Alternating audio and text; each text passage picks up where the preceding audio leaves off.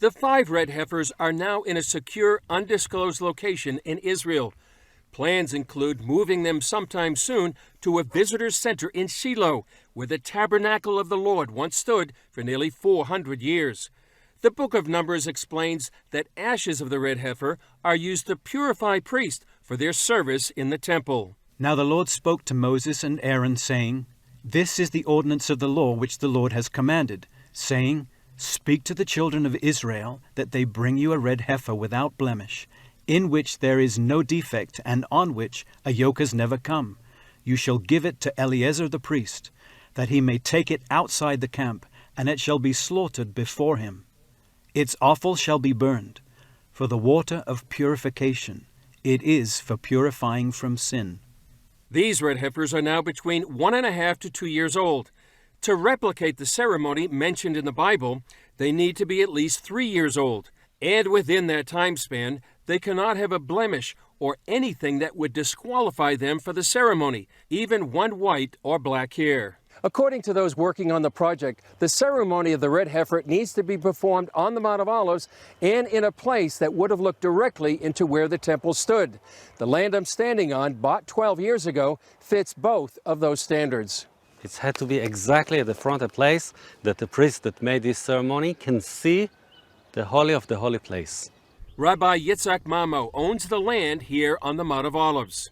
And we hope that in 1.5 years from today, we can make here in this area the ceremony of the red heifer. That actually will be the first step to the temple. Mamo says the ceremony needs priests who have not been defiled by touching anything dead. The Temple Institute actually have 9 pure priests. They didn't born in a hospital, okay? They born at home. Because they are priests, so anyway, they don't go to any cemetery.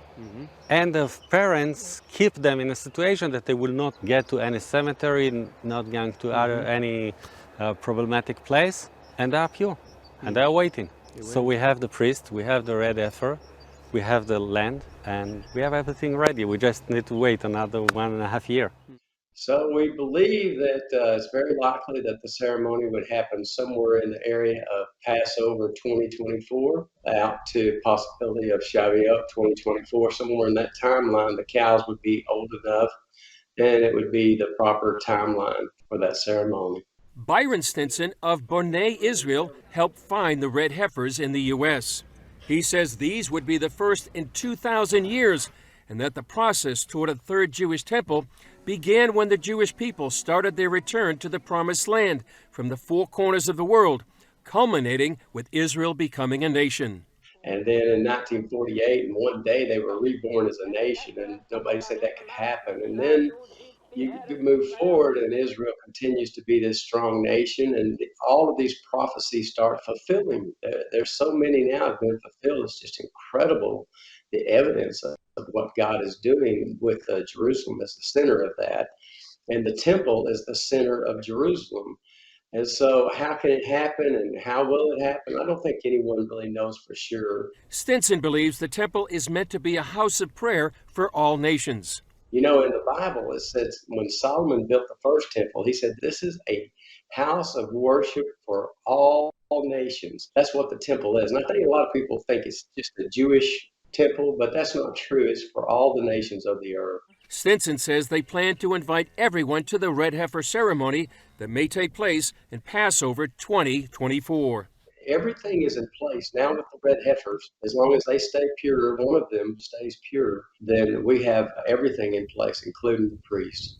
Mamo says according to the Jewish sage Maimonides, there were 9 red heifers from Moses to the Second Temple. It's not his way to write, but suddenly he said the tent will make the Messiah.